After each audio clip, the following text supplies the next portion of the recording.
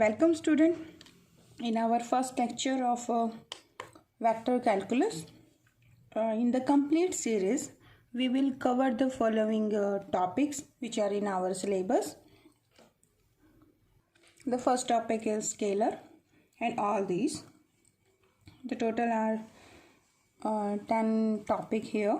The following one by one we will do this one. Today we will cover this topic, the definition of scalar and vector point functions.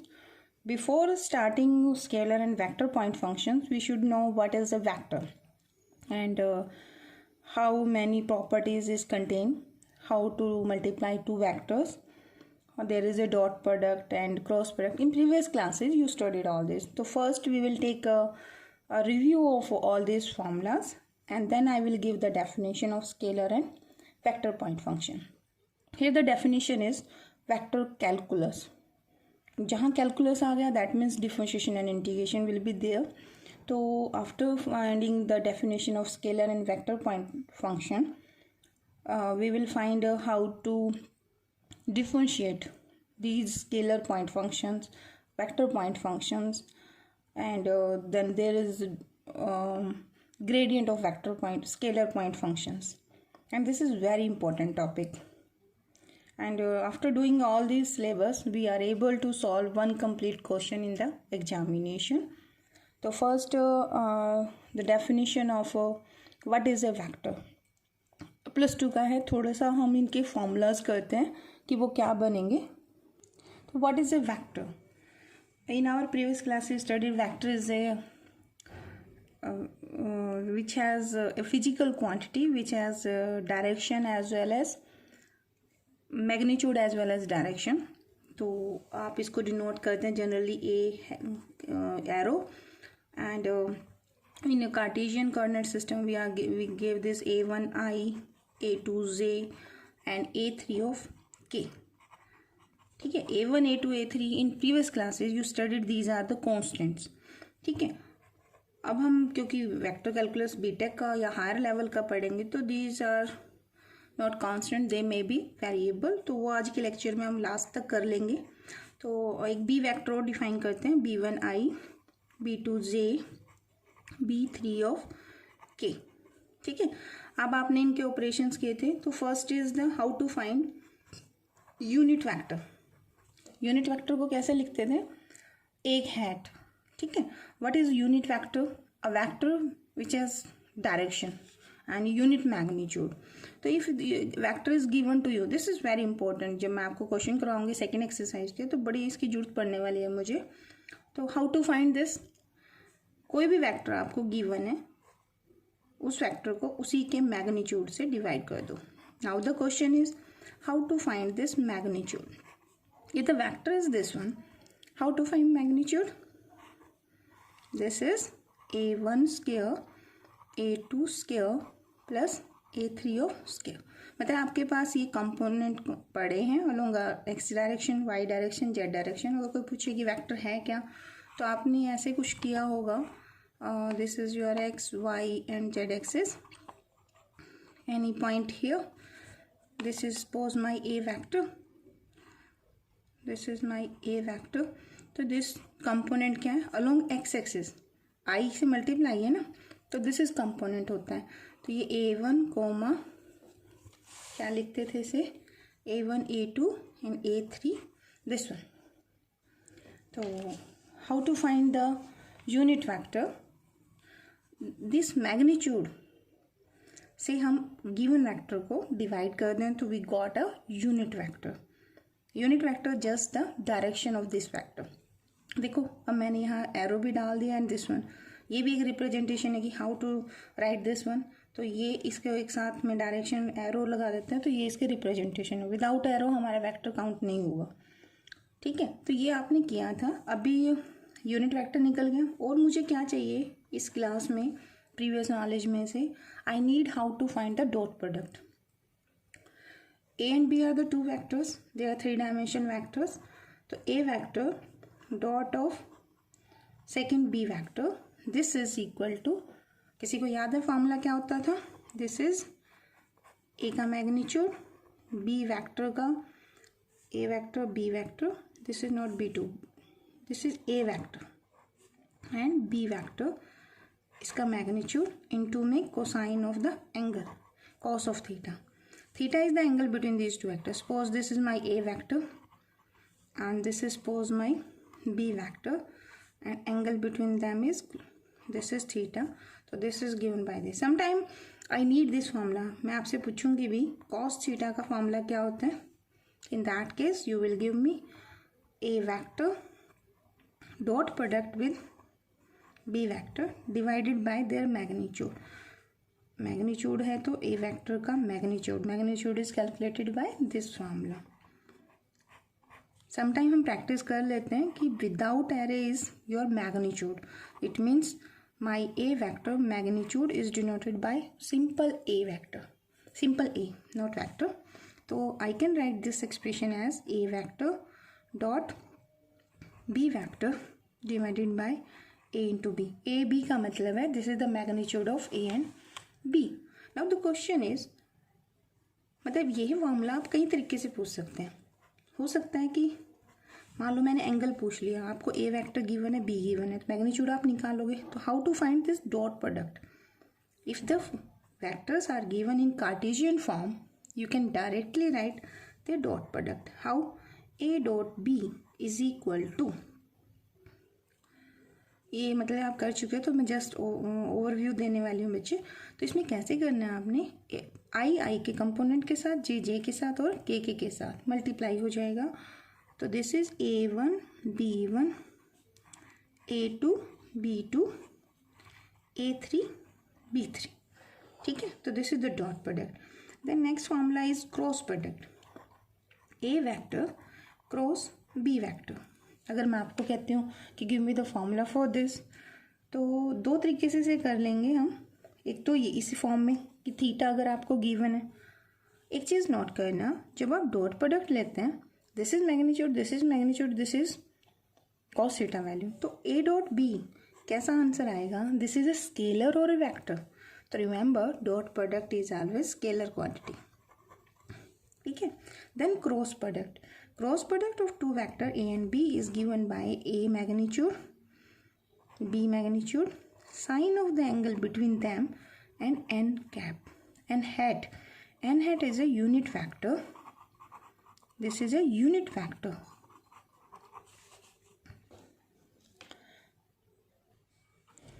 Perpendicular to the A vector and B vector. और हम ये भी कह सकते हैं, देखो ये आपका कोई ना कोई मैग्नीट्यूड है सिर्फ, और ये इसके साथ डायरेक्शन मल्टीप्लाई है, तो ये कोई वेक्टर है. तो यानी कि इस वेक्टर का मैग्नीट्यूड कौन है? वो ये चीज़ है. तो ये एन हैट है. तो एन हैट जो है वो कौन है? This is a unit factor, unit vector parallel to A cross B vector. ठीक है, डेफिनेशन देखने का तरीका है. जस्ट इससे भी ऐसे भी कर सकते हैं. Sometime we need this one also. Question करेंगे तब हमें जरूरत पड़ेगी. एक होता है स्केलर ट्रिपल प्रोडक्ट, उसके भी मुझे क्वेश्चन करते हुए जरूरत पड़ने वाली है. तो scalar triple product is A dot B cross of C. इस तरह की फॉर्म में भी मुझे जरूरत पड़ेगी इसकी. एंड दिस फॉर्मूला अगर हम एक्सपेंड करें तो this is dot goes to here A dot B. जो आंसर आएगा दैट इज क्रॉस. नो, इस तरह से नहीं करोगे आपसे. देखो यहाँ गलती क्या है कि अगर मैं इसे ये वाला फॉर्मूला लगा देती हूँ, वैसे गलत है ये फॉर्मूला. तो ये आपका स्केलर, ये स्केलर में क्रॉस नहीं होगी, तो इसका मतलब ये फॉर्मूला गलत है. ये कैसे लगेगा? ए डॉट बी क्रॉस सी का मतलब है ए वेक्टर डॉट बी क्रॉस सी. बी क्रॉस सी आप कैलकुलेट करेंगे. तो मैंने अभी ये ऊपर वाला फॉर्मूला किया A cross B A B C. इसी को करने का दूसरा तरीका होता है बच्चे, आप इसको सॉल्व करेंगे, answer will be a vector. ये याद कर लेना, इनकी जरूरत बहुत है. तो how to find the A cross B if the vector A is given in Cartesian form. What is the Cartesian form? देखिए, I here, J here, K here, I write the determinant here. ठीक है. अब पहले number पे कौन vector A है, तो ए का एक्स डायरेक्शन में कंपोनेंट क्या है, A1, A2 and A3 and here is B1, B2 and B3। अब आपने क्या करना है, अगर ए क्रॉस बी पूछा जाता है आपको in term of Cartesian form, तो you have to expand this determinant. जब हम क्वेश्चन करेंगे तो उस फॉर्मेट में हम करने वाले हैं। अब मैंने यहाँ लिखा था A dot B cross C, तो फार्मूला तो इसका आप इसको ऐसे भी लिख सकते हैं, B क्रॉस ऑफ C। ये अंडरस्टूड है, ब्रैकेट यहाँ लगी हुई है, क्यों, क्योंकि इन दोनों की क्रॉस प्रोडक्ट करोगे तो दिस इज वेक्टर, और वेक्टर वेक्टर के बीच में डॉट प्रोडक्ट होते हैं। रिमेंबर दिस थिंग, ये बहुत काम आने वाले जब हम क्वेश्चंस करेंगे। ठीक है, आप इसी को ऐसे इस फॉर्मेट में भी लिख सकते हो, ABC। ठीक है, आप इसको ऐसे भी लिख सकते हो, BCA। आप इसको ऐसे भी लिख सकते हो, CAB। ठीक है, तो आपके आंसर हमेशा सेम रहेंगे। और एक और फॉर्मूला भी था जो हमने +2 में किया था, कोप्लानर वाला, तो अगर आपको वो याद हो ठीक है, otherwise this formula are sufficient for BTech syllabus. आगे जो हमने करना है, नाउ टेक द डेफिनेशन। हमारी पहली डेफिनेशन है scalar and vector point function. इसके लिए हम एक पोजीशन वेक्टर बनाएंगे बच्चों। देखिए, this is X axis, Y axis and Z axis. Any point here if I take this is P and इसके कोऑर्डिनेट बच्चों आपने किए होंगे x, y, z। ठीक है, आप इसको ज्वाइन करते हैं, ये आपका कौन सा पॉइंट होता है, this is my origin. What are the coordinate of this one, 3 dimension है ना, तो 0, 0, 0। तो this is my R vector. तो कोई बता सकता है R पोजीशन वेक्टर कैसे लिखते थे, R vector is equal to this is xi, yj plus z of k। ठीक है, अब हमने देनी है डेफिनेशन आपको वेक्टर पॉइंट फंक्शन की एंड स्केलर पॉइंट फंक्शन की। तो एनी पॉइंट हेयर, अब इसको जो R है आप इस चीज़ को ऐसे भी लिख सकते हैं, P of R vector. Next time अपनी नोटेशन यही चलेगी, P this is a function of position vector R। तो what is scalar point function, देखिए ये आपका कोई पॉइंट है, कोई जरूर नहीं पॉइंट एक होगा, एक से ज़्यादा भी हो सकता है। ठीक है, तो what is scalar point function, scalar देखो नाम ही है, यानी ये वेक्टर नहीं होगा, इसकी वैल्यू स्केलर आएगी, यानी कोई ना कोई विदाउट i j k के आपकी वैल्यू आनी है। तो इफ़ टू ईच पॉइंट्स, जैसे ये पॉइंट है, ये पॉइंट मेरा स्पेस में कोई पॉइंट है, x, y और z 3 कंपोनेंट है, तो इफ़ टू ईच पॉइंट का नाम मैंने P डिनोट कर दिया, और ये किसका फंक्शन है, R वेक्टर का मतलब है this is 3 component of a region R region का मतलब आपको गिवन होगा कोई ना कोई, जैसे कोई सर्कल दे दिया, सरफेस दे दिया, सफियर दे दिया, तो रीजन का नाम हमने कर दिया R। In space there is a unique scalar और real number denoted by phi of R। जैसे आप टेम्परेचर ले लीजिए एनी पॉइंट पर, तो वो आंसर जो होगा कोई वेक्टर क्वांटिटी तो ना होगा, वो एक स्केलर ही आएगा, कोई मैग्नीट्यूड आना है, तो this temperature is known as your scalar point function. Any surface जो आप फैमिलियर होंगे इस चैप्टर में आपको मिलेगी, suppose I am saying my surface is XYZ, this is equal to x³ plus y³ plus z³ minus 3xy and z। तो this surface जो बनेगी this is known as my scalar point function, scalar field कह देंगे इसको, this is scalar field. पूरे region R के लिए होगा, तो कोई ना कोई इसमें आपको डोमेन गिवन होगी। देखो फंक्शन है ना बच्चे, तो डोमेन तो आपको गिवन होगी कोई ना कोई, वो डोमेन ही आपका R है, और उसको हम 3 डायमेंशन है तो हम यहाँ फील्ड बोलते होते हैं। ठीक है, तो this is my scalar point function. और अगर मेरा वेक्टर पॉइंट फंक्शन होगा तो ये आंसर जो होगा वो कोई ना कोई वेक्टर फॉर्म में होगा, देखो नाम में ही है वेक्टर पॉइंट फंक्शन। तो इसकी डेफिनेशन देखिए, तो जैसे ये बना आपका फाई ऑफ R। ठीक है, मैंने इसको लिख दिया फाई x, yz, वो वही रूल है बच्चे, देखो फाई ऑफ R वेक्टर, तो R वेक्टर का मतलब XYZ का फंक्शन होगा। ठीक है, तो एक चीज़ ये R है, इस R को क्या कहेंगे, इसको बोलेंगे हम this is my scalar field. What is this R, ये जिसके ऊपर डिफाइंड होगा ना उसे हम स्केलर फील्ड कहेंगे। तो second is your vector point function. Vector point function में ये जो आंसर है ना, देखो डेफिनेशन सेम रहनी है, पॉइंट यही लेना है, कोई और पॉइंट लेना है, कोई रीजन आपको गिवन होगा इसमें लेना है आपको। तो जो रिजल्टेंट आंसर बनेगा corresponding to each point your vector is unique vector, and इस वेक्टर को हम एफ के ऊपर एक एरो का मतलब क्या होता है, वेक्टर इंडिकेट करना होता है, और ये किसके ऊपर है, X comma Y comma Z. आप इसमें एफ ऐसे भी लिख सकते हैं, एफ दिस आर वेक्टर की बजाय इसका मतलब यही है, this is X Y and Z. और आपको जब क्वेश्चंस करेंगे ना तो हमें फॉर्मेट कुछ इस तरह से होगा, F is a vector point function, यानी कि इसकी हर कंपोनेंट आपका वेक्टर होगा। तो आप इसे ऐसे लिख सकते हैं, this is equal to first component हम इसका लेंगे f1, this is function of this x Y and z, vector है तो i hat plus f2, this is my component of this vector f along your कौन सी direction होती है j में, along y direction, and then the third component क्या बोलते हैं उसे, f3 मतलब component of this vector point function in the direction of k। ठीक है, तो this will be known as my vector point function. बस यही है कि जो आपने +2 में पढ़े थे वो कांस्टेंट थे, यहाँ पर आपके एक वेरिएबल फॉर्मेट मिलेगा। तो ये जो आपका स्केलर पॉइंट फंक्शन होगा इसमें वेक्टर दिखाई नहीं देंगे, ठीक है।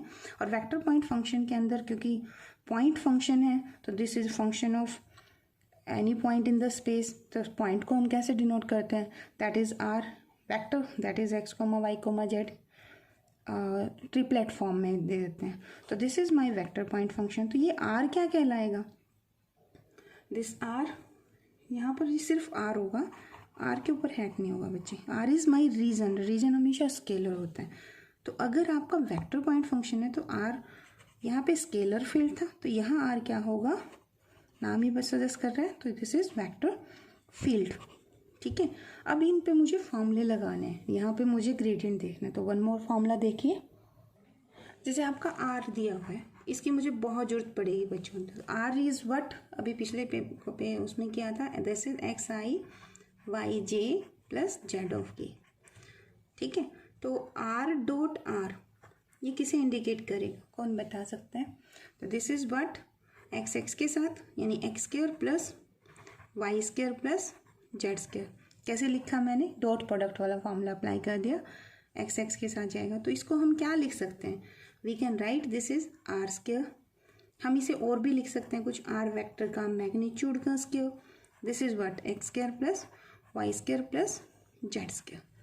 ठीक है, तो अब इन फ्यूचर मैं बहुत बार लिखने वाली हूँ what is R, R is equal to under root of X square plus Y square plus Z square. तो अभी हम वो कुछ ऐसे टर्म्स यूज़ कर रहे हैं जो हम डायरेक्ट यूज़ करेंगे, आपको ये हमेशा मेमोराइज होने चाहिए और इसका यूज़ बहुत होना है, पेपर में आपका पक्का इसका यूज़ आप करोगे। तो बाकी डेफिनेशन हम नेक्स्ट लेक्चर में करेंगे वेक्टर पॉइंट फंक्शन के और स्केलर पॉइंट फंक्शन की। तो बस यहाँ दो फॉर्मूले कर लेते हैं। देखिए आपके पास ये आपने पार्शियल डिफरेंशिएशन किया होगा, तो I am differentiating this partially differentiate 1 with respect to x कर दीजिए। तो देखिए पहले आर किसका फंक्शन है, r is function of x Y and z, 3 independent variable, and r is dependent variable, it's from your differential calculus. तो when you differentiate this power आगे come into derivative of inside term, तो यहाँ partial आएगा total आएगा, this is partial curly are by curly x. यहाँ derivative क्या करेगा, किसके साथ कर रहे हो, एक्स के साथ, this is 2x। Y square का डेरिवेटिव क्या बनेगा, इंडिपेंडेंट है ना, तो दिस इज 0। तो from here give me the value of this term, 2 to 2 cancel, this R is divide, तो curly are by curly of X, this is equal to X by of R. Always remember, I will use this one so many time in my formulas.